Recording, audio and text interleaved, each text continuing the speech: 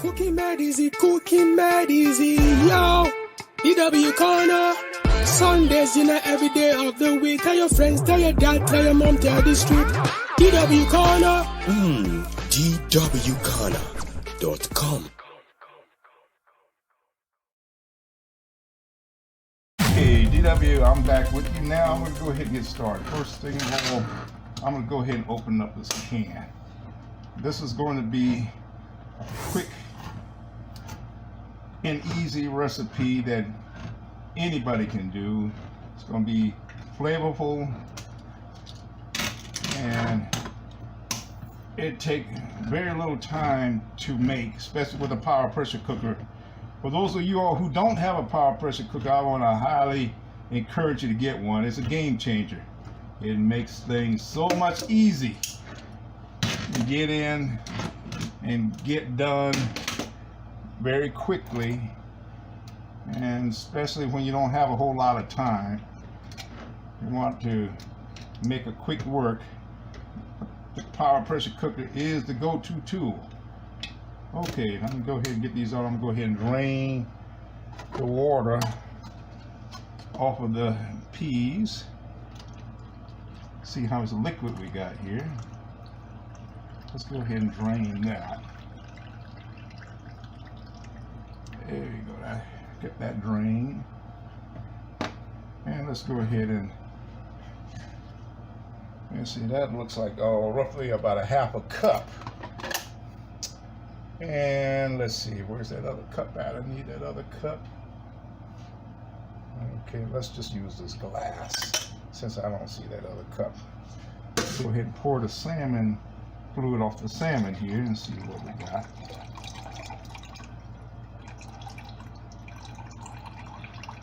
I'm going to be reusing this salmon juice here in a moment to go inside the Pearlo. There you have your salmon. And now, let's go ahead and get the rice. I'm going to use about 1.5 cups of rice. Go ahead and measure that off.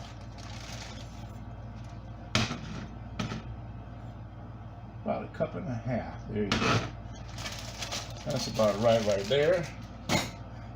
And I'm going to go ahead and wash the rice. Usually I wash my rice a couple of times to get rid of the excess starch. And watching how my mom did it, and just get rid of the excess starch and whatever little dirt or whatever that could be, and bad grains will come off. There you go. Yeah, let's do it one more time here. Just a quick wash down. Those fingers in there. And just kind of swirl it around a little bit. It's going to make the rice come out nice and not so much of the little stickiness. All right, let's go ahead and drain that real quick. Make quick work of this.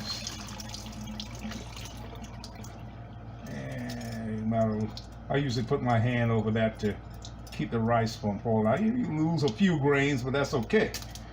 That's all right. Now, in my pressure cooker here, I'm going to go ahead and put this up on the counter. And then we're going to go ahead and unlock that pressure valve. And let's go ahead and put the rice in the pressure cooker. And with the salmon, I'm going to go ahead and put the salmon in here right on top of that, like so. We'll take a fork and break the salmon up inside. Real simple, real quick, real easy. One other thing that I'll normally add, and I failed to mention, is I like a little bit of butter. Not a lot, just a little bit of butter to give it a nice creamy texture. Get a little bit of fat in there to help the salmon out. And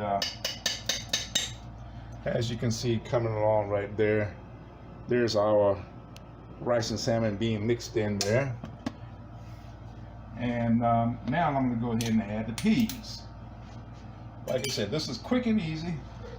Add the peas. Now with my liquid, I'm going to add back in the salmon juice right here. Also, I'm going to add about another cup of water on top of that. Let's go ahead and bring that on up. That's going to be right about a cup and a half. Okay. Go ahead and pour that in. There we go. Stir that up a little bit. I'm going to let you all see this before I put the pressure lid on there. And another thing I like to do, which I don't have to do, but kind of speed up the process a little bit, I like to put this on browning mode to kind of heat up my pressure cooker a little bit before I get started. That kind of cuts the cooking time down, or it may not so much the cooking time down, but it will also help speed up when the timer kick in. It's only going to take 10 minutes to do this. So let me go ahead and turn the preheated. You don't have to, but it's just something that I like to do. So we're going to go ahead and preheat that in preheated mode, and as we do that, I'm going to go ahead and add in a little bit of butter, and I'm also going to add salt and pepper. That's it. So let me see. Let's go ahead and get a little butter. I'm just going to cut a few little patties of butter, and that's beginning to heat up, preheat up.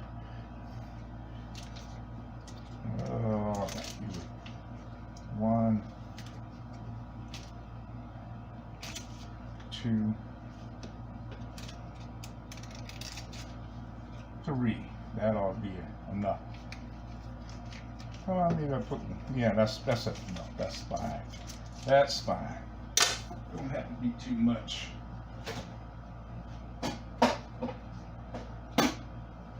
All right, let's go ahead and go with a little bit of salt. Of course, you know there's already salt within the peas and even in the salmon, but I just add a little bit of salt to savor. Salt is an essential nutrient, and I see my mom do that. She measured, that looks like about a half a teaspoon. She always eyeballed and put it in her hand, so I'm going to put a half a teaspoon of salt. And pepper, I'll probably go ahead and put about a teaspoon full of pepper here. Give it that extra little oomph. There you go, about a teaspoon of pepper. So you got about a half a teaspoon of salt, 1 teaspoon of pepper. And before I mix this up, you can see that I got all my ingredients in there. And I'll go ahead and mix that up a little bit. Then I'm going to go ahead and put the pressure lid on, and then we're going to go ahead and start to cook. So let's go ahead and do that right now. I'm going to mix this up in there real good. Like I said, this is going to be quick, and it's going to be flavorful.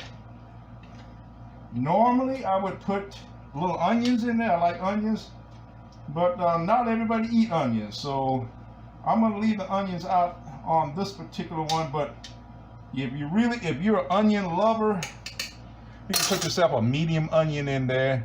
That brings it up to another level. Oh wow, you know, like it brings it up to another level of flavors. All right, here we go. I'm going to go ahead and put the pressure lid on. Make sure that's secured. Hit the pressure valve. Hit lock. Now, I'm going to go ahead and put the timer on it. And let's see, we're going to put it on high. And on cooking time is going to be 10 minutes. And let's go ahead and hit start. And now we're starting the cooking mode on the pressure cooker. Now what's going to happen is that on the top, you see there's that little red button up there. When it comes up to pressure, that is going to pop up. And when that pops up, that's when the timer is going to start counting down. It usually takes several minutes. It depends on the model that you have. It takes several minutes or more. That's why I like to do preheated, because it really kind of speeds up the time for the pressure to build up. But anyway, I'm going to get back with you all after this is done. Show you the final product. Okay? DW, I'm out. Cooking mad easy, yo. DW Corner. Sundays, every day of the week. Tell your friends, tell your dad, tell your mom, tell the street. DW Corner. DWcorner.com